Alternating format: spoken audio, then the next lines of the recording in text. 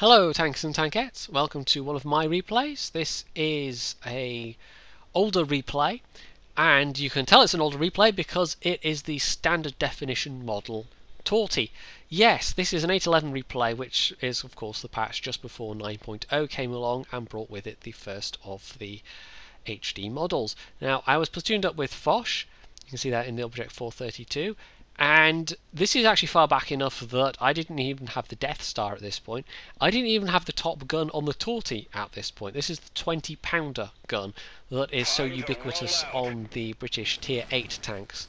It's also what you can use for grinding on the Torty, and it's not a terrible gun to use for grinding. The other gun that's available is in fact the 32-pounder, I think it is, the current gun on the Churchill gun carrier, which is actually in real life the gun that the Torty used, but I don't think you'll ever actually see anybody using that gun on the Torty, just because it is by far the worst of the guns to use. I mean, I think it's got slightly better alpha damage than the 20-pounder, but the penetration and the rate of fire and everything, I'm pretty sure the 20-pounder beats it in most regards.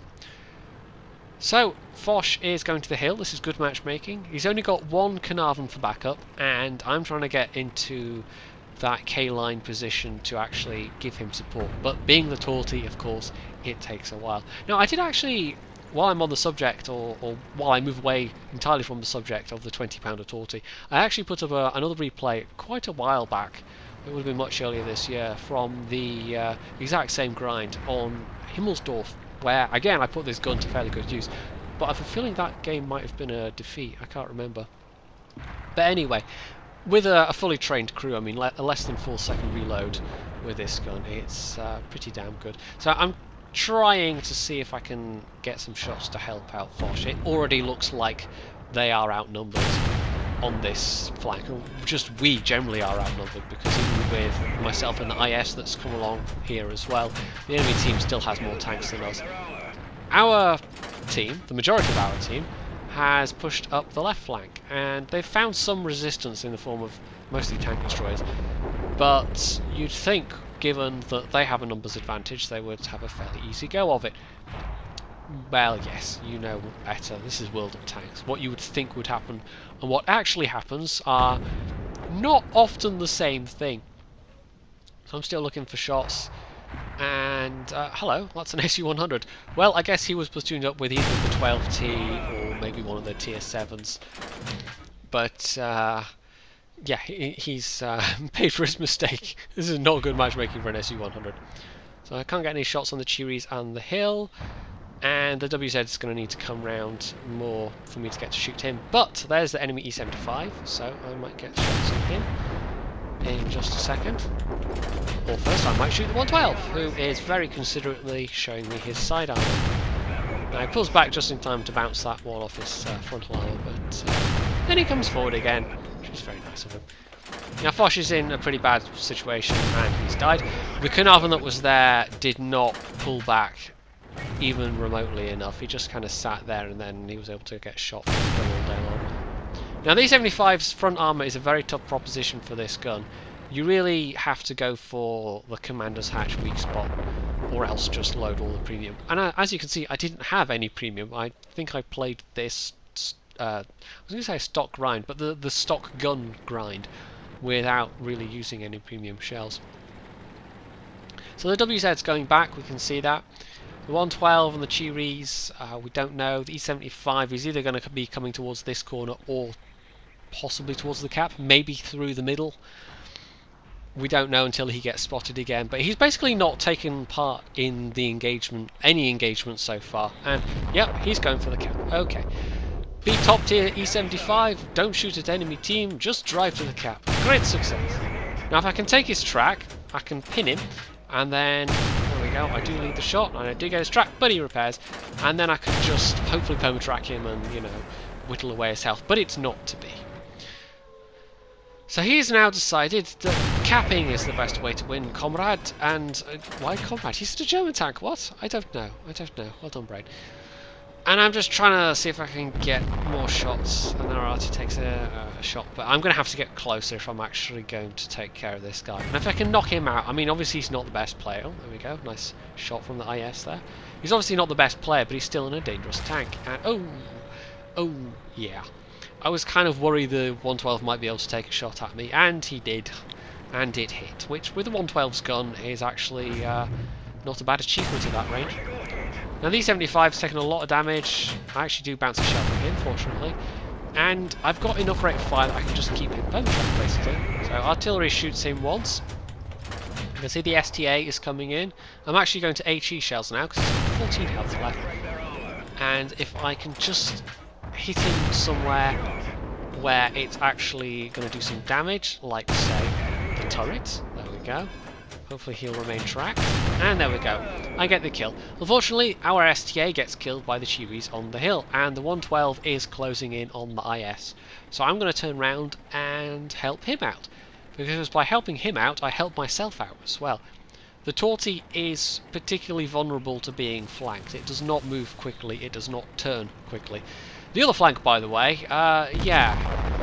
That one WZ11114 coming back, and try saying that 3 times quickly, has, well, we were down to only a couple of tanks anyway, and he has managed to spank the remaining tanks that survived. So that flank, it just went out in a blaze of mutual annihilations. There we go, the WZ gets killed by the IS-3, which is good, but it is left it's left both teams on a bit of a knife edge, really. I mean, it could go either way at this point. So there's the 112. Our IS, well, I can't really fault him for playing as he did play, because quite honestly, this is terrible matchmaking for him. And yeah, I've been spotted, so this 112 knows that I'm coming as well. But 2 versus 1, I mean, we have by far now got the advantage on this guy, and with my rate of fire as well. I'm just going to be aggressive here because I can. I also want to get round the corner because it might give me a little more artillery protection. Oh, there we go. Speaking of artillery, yep, that burns him out rather nicely. He probably had an already damaged fuel tank because the 112's fuel tanks are rather prone to getting damaged, unfortunately, so it can catch on fire a bit more often than other tanks. So the Chiris, both of them in fact, have gone for the IS-3. I was initially thinking, oh, I'd have to go up the hill, and that's why I've dropped down here, but no, it looks like the IS-3 is, and the Panther 2 appears as well. So he takes down one of the Chiris, but he goes out himself in the process. So the Panther 2 finally spotted, and we know where he is, and I'm not going to get to the hill in time. It looks like, based on where we last saw them driving, it looks like they're just going to head to the cap. So I turn my ponderous beast around, and I'm going to head that way myself. And the IS is actually, I've got no idea what this guy's stats are. I've got no idea how good a player is, but he's good enough to stick with me. He knows that 2 of us versus potentially, you know, 2 of them meeting head on, we've got a better chance, basically. And it's good for me, because I have less chance of just getting flanked and shot to death from behind and not being able to do anything about it. Artillery is still a big concern though. That SU-14-2, well, he's got 1 kill already, and he possibly, you know, if he's got his top gun, he possibly will pack quite a big punch. So I'm a bit wary about going around this corner because the Chiri, you know, the Chiri could just dance around this rock with me all day long, but because the IS is here, he can go one way, and I can go the other. Our RT fires and misses, and I'm feeling a bit flustered at this point, maybe, because I take an awfully long time to take that shot. Now, it looks like that was artillery, so I'm probably safe just to go forward. I'm kind of wondering where the Panther 2 is at this point, to be honest. I thought him and the Chiri would be together. And look where he's going to be spotted. Yeah, just sitting on the bridge. Not the best player. Now, if he'd stuck with the Chiri, then the situation around the friendly cap circle would have been a lot more complicated. But as it is, look at this. Yeah, I'm just able to absolutely decimate him, and I take 1 hit in the process. I'm slightly concerned that artillery might be reloaded or being close to reloaded by this point. But for 488 of my health, I was able to take 1150 of his. So, not the best player, I think it's fair to say. I don't even know why he was just sat on the bridge. That just is baffling. Now that was slightly risky just going across the bridge. I mean, it's the most direct route, but artillery might have made an educated guess and shot next to that Jagdpanther 2 wreck. Of course, getting the timing right would have been total guesswork, but when you're playing an artillery, you can make educated guesses about those kinds of things. So, yeah, it was a little risky, but it turned out not to matter. Now, our arty, bless his little clicker socks, has decided he's not just going to sit at the back and aim and hopefully get a shot off at the one remaining enemy tank, which is their Su-14-2. He's actually going hunting for him himself, and he's actually probably the fastest of all three of us, because the IS looks like he might have a stock engine. He's not the fastest, but there he is. When I get the first shot in, IS fires and misses, so I'm probably going to get the second shot in as well, and there we go. Nearly 4k damage with the 20-pounder gun, so that's not too shabby at all. So let's take a look at the scores.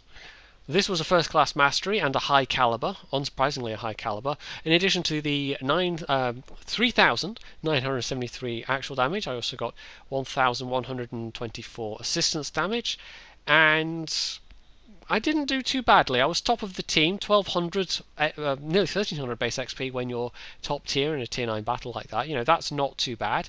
Next best was the IS-3, who was the last to die. phj, despite dying so early, came 4th place. That tells you maybe about the rest of our team.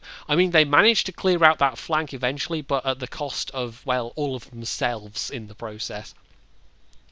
And on the enemy team, it was actually a Chiri that came top with 750 base XP, not bad on a defeat, and then an Object 704 and that WZ-111. So the Chiris, I think all three of them were actually platooned. I mean, they did a reasonably good job, but at the end of the day, if their Jagdpanther 2 had been a somewhat better player, I mean, he came halfway down the enemy team list. 1,300 damage, 1 kill, not too bad, but not great by any means. I think he could have dramatically swung the tide of that battle. But as it was, I mean, despite the threat of artillery all through that, I didn't get shot once myself, and when you're in a British tank destroyer, that's always rather pleasant. It's a nice change for when that doesn't occur, when you don't just get focused down by arty because they go, oh hello, there's a slow moving target, I'll just pick on you. So yeah, it's a bit of an older replay, and I thought it was about time I actually, you know, shared it with you guys and gals, because it'll be even older if I leave it much longer. It'll be, it's only a couple of weeks away where I'll be able to go, hell, here's one from last year. So I've just snuck in, you know, as it is, it's about, what, 10.5 months old, but yeah, it's still, I think it was a reasonably good game, and it was one of the better games I had with the grind for the top gun in the Torty. So, if you enjoyed this replay, you can hit the like button, you can leave any comments below, you can subscribe to my channel, and, as always, stay tuned for more.